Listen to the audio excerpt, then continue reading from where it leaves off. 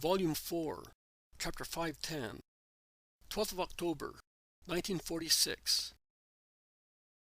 Among the ruins of a destroyed village. I do not know in which place is Jesus. He is certainly in the mountains, in a place deserted after it was destroyed, either by a cataclysm or by active war.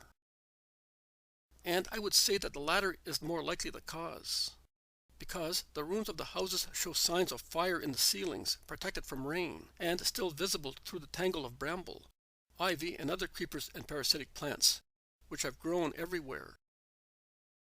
The broad hairy leaves of a plant, whose name I do not know, although I have seen it also in Italy, cover a large ruin which looks like a steep hill.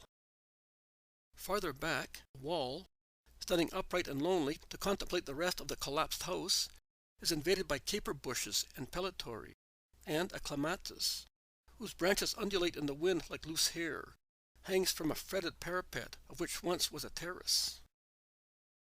Another house, the central part of which has collapsed, whilst the outer walls are still erect, looks like a huge flower vase, which, in place of stems, contains trees which have grown spontaneously in the hollow where rooms previously were. Another house, part of which is still erect, with the remains of the walls rising in steps, looks like an altar prepared for some rite and completely adorned in green. On the very top of the ruins, a poplar, as slender and straight as a blade, seems to be asking the sky the reason for such disaster. And between house and house, rubble and rubble, obstinate fruit trees, now degenerate and wild, overwhelmed by other vegetation, or overwhelming it, grown from fallen fruit, twisted, straight, creeping, coming out from holes in walls, from a dried well, give the impression of a bewitched forest.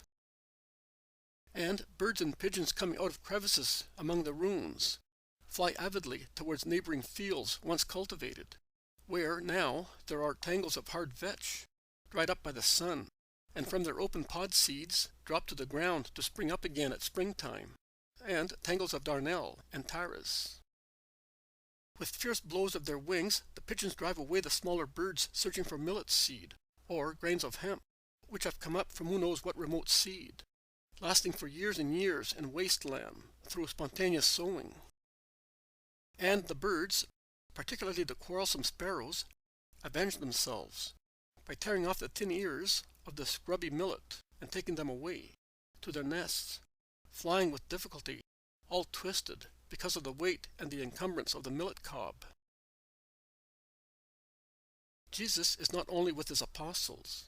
There is also a large group of disciples, amongst whom Cleopas and Hermas of Emmaus, the sons of the old chief of the synagogue, Cleopas, and Stephen. There are also some men and women, as if they had come from some village to invite Jesus to go to their town, or if they were following him after he had been with them. And Jesus, crossing the ruined site, often makes a pause to look around, and he stops at the highest spot that commands a view over entanglements of rubble and vegetation, where life is represented only by the pigeons which once were certainly mild and tame, whereas now they are wild and fierce. He contemplates the place with his arms folded across his breast, his head lowered, and the more he looks around, the paler and sadder he becomes. "Why are you stopping here, Master? One can clearly see that this place distresses you. Do not stop to contemplate it. I am sorry I made you come this way, but it is such a good short cut," says Cleopas of Emmaus. "Oh, I'm not looking at what you see." "At what, then, Lord?" "Perhaps you see the past event once again. It was certainly a dreadful one." "That is the system of Rome," says the older man from Emmaus. "And that should make one think. See, there was a town here. It was not a large one, but it was beautiful. It consisted more of luxurious houses than of humble ones. And these places, which are now wild forests, belonged to rich people. And these fields, now sterile and covered with bramble, darnel, and nettles, were also the property of rich people. They were then rich orchards, and fields full of crops. And the houses were beautiful, with gardens full of flowers, and wells, and fountains where pigeons bathed and children played. All the inhabitants of this place were happy, but happiness did not make them just. They forgot the Lord and His words. And this is the result. No more houses, no flowers, no fountains, no crops, no fruits. Only the pigeons are left, and they are no longer as happy as they used to be. And in place of the golden corn and the cumin, of which they were so greedy, they now fight to have a little coarse vetch or bitter darnel. And they feast when they find an ear of barley, which has come up among the thorns. And, as I look, I do not even see the pigeons anymore, but faces and faces, many of which are not yet born. And I see ruins and ruins, brambled and wild grapes, and vetch cover the land of our fatherland. And all that happens because we did not want to accept the Lord.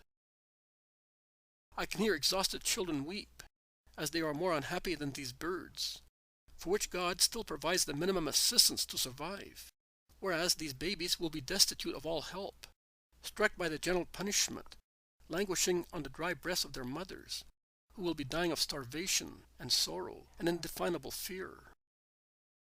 And I can hear mothers wailing over their children who died of starvation on their breasts, and the cries of wives deprived of their husbands, and the laments of virgins captured for the pleasure of winners, and the lamentations of man destined to imprisonment after experiencing all dishonor in war, and of old men who lived so long as to see the prophecy of Daniel accomplished. And I hear the untiring voice of Isaiah in the breath of this wind among the ruins, and the wailing of the pigeons among the rubble. With uncouth words, in a foreign language, the Lord will speak to this people to whom He said, "Here is my rest. Let the weary rest. This is my relief." But they would not listen. No, they would not listen, and the Lord cannot find rest among His people. The tired one, who became tired, traveling all over its countryside to teach, cure, convert, and comfort, does not find rest, but persecution. He does not find relief, but snares and treason. The Son is one with the Father.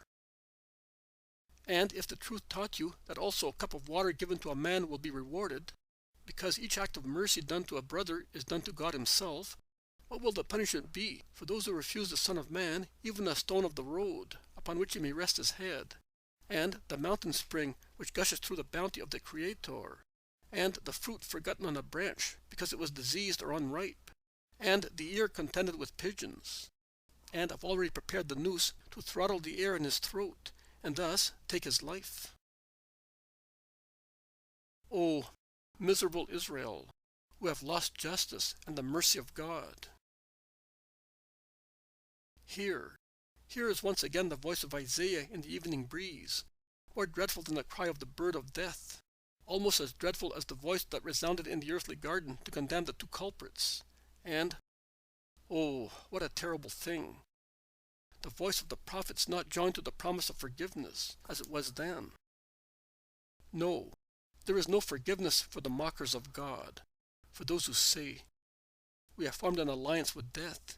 We have made an agreement with hell." When the destructive whip goes by, it will not catch us, for we have set our hopes on falsehood, and we are protected by it, for it is powerful. And here is Isaiah, who repeats what he heard from the Lord. "I will lay a precious select cornerstone as the foundation of Zion. And I will make justice the measure, and integrity the plumb line. And hail will sweep away the hope in falsehood, and floods will overwhelm the shelter. Your covenant with death will be broken, and your pact with hell will be annulled. When the destructive whip goes by, it will crush you. Each time it goes by, it will seize you, and punishments only will make you understand the lesson. Miserable Israel! Israel will be like these fields, where only arid vetch and bitter darnel persist, and where there is no more corn. And the land that did not want the Lord will have no bread for her children. And the children who refuse to receive the tired one will wander about, beaten, wild, like galley slaves, the slaves of those whom they considered inferior beings. God will really thrash the proud people under the weight of his justice, and will strangle it with the scutch of his judgment. That is what I see in these runes. Runes. Runes. To the north, to the south, to the east, to the west, and above all, in the center, in the heart, where the guilty town will be changed into a putrid pit.